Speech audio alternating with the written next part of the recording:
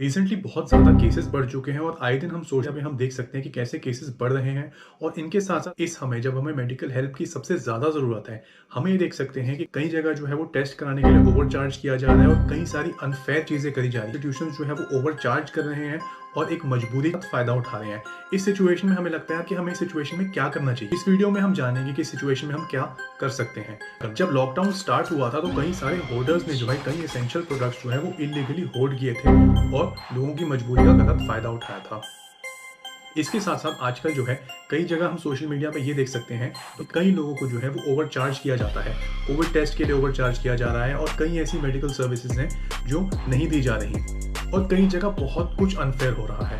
अब इस सिचुएशन में हम लीगली कैसे लड़ सकते हैं इनसे? सबसे पहले हम ये सोच सकते हैं कि क्या हमें कंज्यूमर फोरम्स की हेल्प लेनी चाहिए, बिकॉज़ टेक्निकली हम लोग कंज्यूमर्स हैं क्योंकि हम उनकी सर्विसेज कंज्यूम कर रहे हैं, या फिर जो है हमें उनके खिलाफ एक सिविल सूट फाइल कर देना चाहिए, या फिर हॉस्पिटल्स के द्वारा की गई नेग्लिजेंस का क्या सॉल्यूशन है? एक तरह से अगर वो लोगों की मदद नहीं कर रहे हैं तो क्या ये मर्डर है? एक तरह से हम इसे मर्डर भी कह सकते हैं और क्रिमिनल केस का कलर देके एक एफआईआर फाइल करवा सकते हैं। कभी जो है सिचुएशन को जज करते हुए हमें एक कदम पीछे ले लेना चाहिए ताकि हम 2 कदम बाद में आगे ले सकें।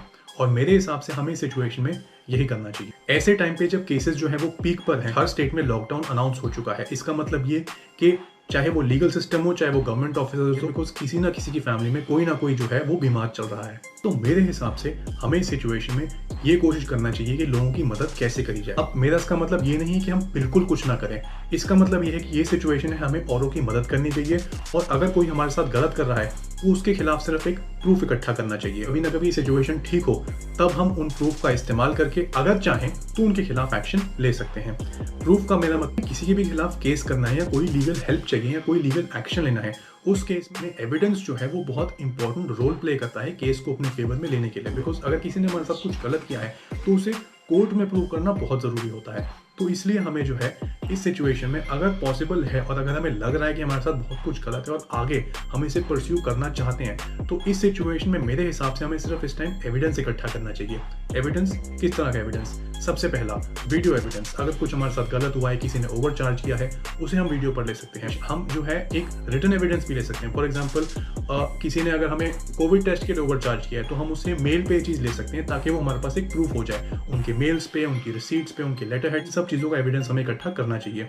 क्योंकि कोर्ट में कभी कभी विटनेस तो मुकर जाते हैं, लेकिन ये चीज़ अगर आपके पास हो तब तक के केस का रुख बदल सकता है और केस को आपके फेवर में ला सकता है, लेकिन बहुत स्मार्टली। फॉर एग्जाम्पल हॉस्पिटल ने आपको ओवरचार्ज किया है, गवर्नमेंट ने जो है वो 800 रुपये टेस्ट का रेट रख रखा है, लेकिन उस हॉस्पिटल ने आपको 2000 रुपये चार्ज किया है। इस केस में क्या करना चाहिए? ऑफ कोर्स रिसीट्स इकट्ठी होनी चाहिए। हम उनसे ये चीज़ मेल पर भी पता कर सकते हैं।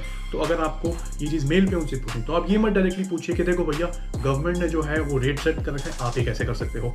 हमें एक स्मार्टली उनसे ये पूछ सकते हैं कि मैं आपके पास परसों आ रहा हूँ, यानी 30 अप्रैल को, और 30 अप्रैल को जब मैं आपके पास आऊँ, मैं आपसे टेस्ट करवाना चाहता हूँ। आप जो है क्या प्राइस है आपका टेस्ट का? इससे हमने उसे डेट बता दी, उसे बताया हम आ रहे हैं, और ऑफ कोर्स अगर वो ओवरचार्ज करने का उसका प्लान होगा तो शायद ऐसा हो सकता है वो आपको अपना प्राइस बता दे कि हाँ हम लोग जो है वो 2000 रुपये चार्ज करते हैं। इसके साथ तो एक से इनडायरेक्टली ये चीज़ पूछी और हमने उससे ये बात ऑन पेपर ले ली, ऑन मेल ले ली कि देखो हम तो इतना लेते हैं इस डेट को। इससे हम कल को ये प्रूव कर सकते हैं कि देखो इस इंसान ने इस सिचुएशन का गलत फ़ायदा उठाया और इस डेट को ये प्राइस चार्ज किया, जबकि गवर्नमेंट ने जो है वो ये रेट तय कर रखा था। तो इस तरह से, ये मैंने एक बहुत छोटा सा एग्जांपल दिया है आपको, हम कैसे एविडेंस इकट्ठा कर सकते हैं। वीडियो एविडेंस होने के साथ बहुत स्मार्टली जो है हम अगर किसी से ये चीज़ ऑन पेपर या ऑन मेल कहीं पे भी उनके ऑफिशियल मेल आईडी से या फिर उनके ऑफिशियल लेटर हेड्स पे कैसे भी करके अगर ये चीज़ ले सकते हैं तो ये बहुत स्ट्रॉन्ग फैक्टर प्ले करेगा कल को अगर हमें उनके खिलाफ केस करना हो तो। इसके बारे में अगर आपके कुछ सजेशंस हैं तो हमें कमेंट्स में ज़रूर बताइए। आगे बढ़ते हैं। हम सोशल मीडिया पे कई ऐसे पोस्ट भी देख रहे हैं, जैसे सोशल मीडिया पे हम कई तरह के पोस्ट शेयर कर रहे हैं। मेरे हिसाब से हमें प्लाज्मा या ऑक्सीजन सिलेंडर्स के पोस्ट ज़्यादा शेयर करने चाहिए, या किसी को अगर मेडिकल बेड चाहिए, ऐसे पोस्ट हमें ज़्यादा शेयर करने चाहिए। इस पैंडेमिक का जिम्मेवार तबलीगी जमात है या फिर कोई और, इस बात का फैसला आपका फैसला करने का हमें बहुत वक्त मिलेगा। लेकिन इस सिचुएशन में अगर किसी की जान चली जाती है तो वो जान वापस नहीं आएगी। तो इस सिचुएशन में हमें लोगों की जान बचाने का ज़्यादा कोशिश करना चाहिए रादर देन ये हेट मैसेजेस स्प्रेड करना। अभी मैं कुछ दिन पहले देख रहा था कि मद्रास हाईकोर्ट ने इलेक्शन कमीशन को मर्डर का दोषी बताया है क्योंकि उन्होंने इलेक्शन रैलीज पर रोक नहीं लगाया। इसी के साथ-साथ आए दिन हर तरह के हेट पोस्ट्स आते हैं। इन पोस्ट्स का एक अलग एजेंडा है और जिन लोगों को इस बिज़नेस से फ़ायदा मिलता है, वो लोग तो ये काम करेंगे।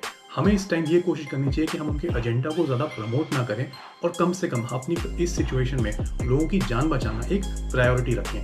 तो इस सिचुएशन में इन सारे मैसेजेस को शेयर करने की बजाय अगर हम लोगों की जान बचाने की कोशिश करने में ज़्यादा टाइम स्पेंड करें या फिर अपने आप को मजबूत करने में टाइम स्पेंड करें या फिर अपनी सेल्फ ग्रोथ में टाइम स्पेंड करें, तो मेरे हिसाब से ये सिचुएशन एक बेटर सोल्यूशन हो सकता है। बाकी अगर आपको लगता है कि मैं कुछ गलत कह रहा हूँ या मेरी बात में दम नहीं है, तो अपने सोल्यूशंस मुझे कमेंट्स में ज़रूर बताइए। बाकी आपको मेरा सजेशन कैसा लगा, इस बारे में कमेंट्स में ज़रूर बताइए। तो ओवरऑल इस सिचुएशन में हमें लोगों की जान बचाने पे फोकस करना चाहिए और इसके साथ साथ अगर कुछ हमारे साथ गलत हो रहा है तो एविडेंस इकट्ठा कर सकते हैं जिसके खिलाफ हम बाद में एक्शन ले सकते हैं, क्योंकि आज बचेंगे तो कल मारेंगे उन लोगों को जिन्होंने सिचुएशन का गलत फायदा उठाया। अगर आपका कोई भी सवाल हो या किसी भी तरह की आपको लीगल हेल्प चाहिए हो या अगर आपके पास कोई और सजेशन हो तो हमें नीचे कमेंट्स में ज़रूर बताइए।